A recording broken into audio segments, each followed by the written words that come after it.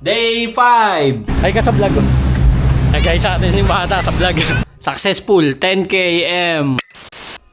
Okay guys, day 5. Kaya ngayon lang tayo nakatakbo ulit kasi nagbasketball tayo nung nakaraan. So yun yung pinagpalit natin sa jogging. Actually kakain na sana ako eh. Pero yun nga, sabi ko kailangan pa tumakbo. Nakaready na yung pagkain natin. So ito yung motivation para makabalik agad tayo. Tsaka ayun napansin ko sa sarili ko dati wala akong leeg. Ayun Ngayon, konti na lang yung double chin, tapos may leg na, nasasakal niya na ako. As usual, stretching.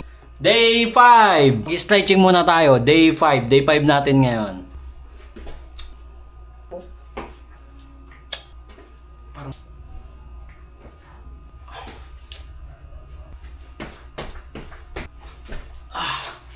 Okay, tapos na yung ating stretching. Lalabas na tayo para tumakbo.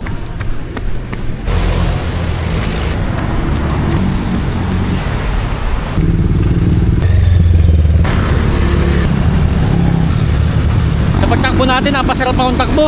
Naka 3 kilometers na agad ako. Unang tigil, 3 kilometers. So, ibig sabihin, nag-improve tayo. So, bala ko, tumakbo na ng 10k ulit. Since malapit na rin ulit ako sa tikling. Tara, let's go! Putang ina, jogging pa! Woo! Pagod! Ang hirap huminga.